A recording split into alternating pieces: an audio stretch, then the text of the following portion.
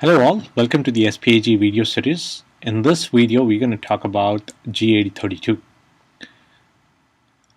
In order to configure G8032, you need to have CFM configured on all the links in the network where you would be running G8032. For example, in the lab here we will be running G8032 in an open ring fashion in the right ring, that is G8032 will be run between ASR 9001, R3, R4 and ASR 9002.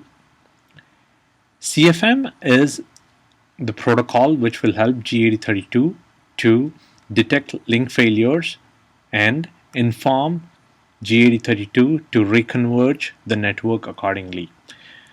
So before you configure G8032, it's really important and necessary to configure CFM on per link basis, and also make sure and also verify that the CFM is working properly on each and every link in the ring. So you'll have a CFM configured between ASR 9001, R3, a CFM session between R3 and R4, and a CFM session between R4 and ASR 9002. Let's look at how G8032 is configured. Now, first looking at the CFM config on the routers, the CFM is configured in the ring. So the CFM is configured between ASR 9001, R3, R3 and R4, and R4 and ASR 9002. So quickly taking a look at the CFM config, show run. I defined a CFM domain pod 1, and this is again a level 5 CFM session. The service name is MA1 with the EVC G8032, and then VLAN 5 is the VLAN which will be carrying the ARPS messages for G8032, and it's direction down because we are running it on the link. And the continuity check interval is 1 second, and the last command EFD notify says that the CFM is going to work with G8032. That means that whenever the CFM session goes down, it's going to notify G8032 saying that, hey, the link is down. Now you should reconverge to find alternate path. Okay, let's actually go down to the interface config, and the two interfaces which are part of the ring topology. One is interface G8032. The interface G8032 is the one which connects to the ASR 9001, and the G04 is the one which connects to R4. Now you see that I've used unique MPIDs along the ring, so each and every interface will have a unique MPID. Actually, the CFM is local to the link. The CFM session is local to the link, so each interface on the link can have unique IDs. But sometimes the CFM doesn't come up because whenever it receives the same MPID from its neighbor, then it will not bring up the session. So in order to avoid any confusion and troubleshooting activity, right, what we're going to do is we're going to use unique MPIDs on each interface on the ring. And you see that the CFM is configured, and I'm going to do a quick check on the CFM, right? So when I do a show Ethernet CFM, maintenance points, remote, you see that I see two CFM, two remote MPIDs. One is 3 and one is 5. 3 is received on G04. This is the one which is coming from ASR 9000, and the other one is received on MPID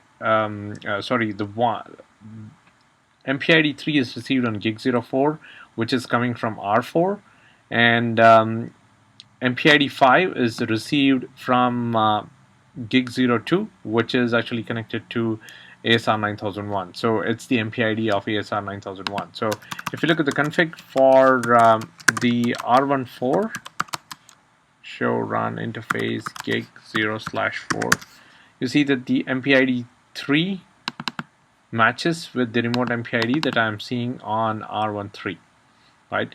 So being being said that, I'm going to just quickly run over the config of the ASR9K. So ASR9K is pretty simple. I have the Ethernet CFM config, and again I have the EFD here, which says that hey, G8032 CFM is going to notify G8032, and going down to the interface, gig0009 is the one which connects ASR 9001 to R13, and this is the EFP which matches the ARPS messages which is coming along on the .1Q5, right? So that's pretty much the CFM config. So once the CFM config is done, you verify that the maps are established, the CFM sessions are established on each and every link through the ring. And now we'll move on to the G8032 config. So let me actually quickly run over to the G8032, run through the G8032 config.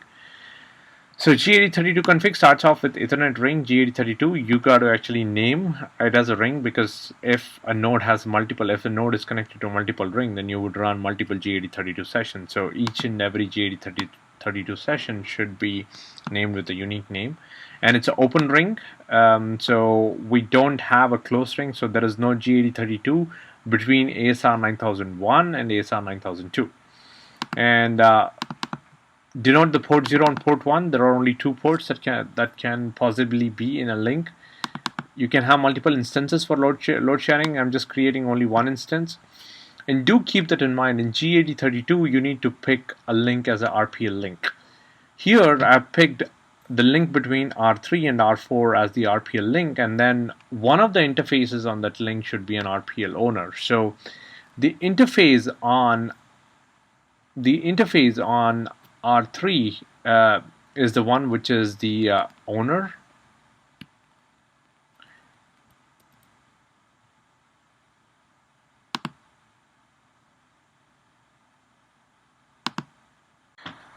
Okay, I'm sorry.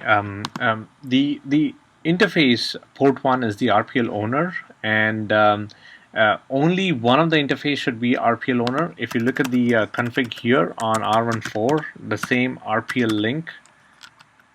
If you look at the G8032 config, the port 1, which is gigi04, which connects to R3, I have no configurations there on the marking it as an owner. So you pick one of the links as RPL link, and only one of the interfaces is RPL owner. You just denote one interface as RPL owner, and that link goes into the blocking state, basically to avoid any loop in the G8032 ring. So once the configurations are done, pretty much in the instance 1, I'm actually carrying VLAN 5 and 100 to 200. If you have more instances, you could load balance depending on where you define your RPL neighbor. And this is all you need for the G8032 config. And this is again an identical configuration on the R14 as well. So now moving on to the 9K, which are the edge. How will the G8032 config look? Let me scroll down to show run L2VPN. So you would define the Ethernet ring config under L2VPN. So there is only one port, like I said, because it's going to be open ring concept, and pretty much most of it is going to be the same. Just keep in mind that the APS level, it should be the same across all the nodes in the ring. So you're gonna be communicating G8032 in one single level. So if you have any difference in the level, then you will not see G8032 come up. So well and good, we have finished configuring G8032. So let me walk through the config on the other ASR 9000 as well. Show run L2VPN, and you will see the config is pretty much identical to what I have on ASR 9001. So pretty straightforward configuration on both 9000 and 9001. It's the same with R13 and R14. So quickly verifying the G8032 status. So the command is show Ethernet ring G8032, and then I would do a status first. So you would look at the status. This gives you the interface status, and then if it's an RPL or not an RPL, you could look at this. And also the other command which is pretty useful is brief. So here you would actually look at uh, the ring status. Is it fully converged, not fully converged?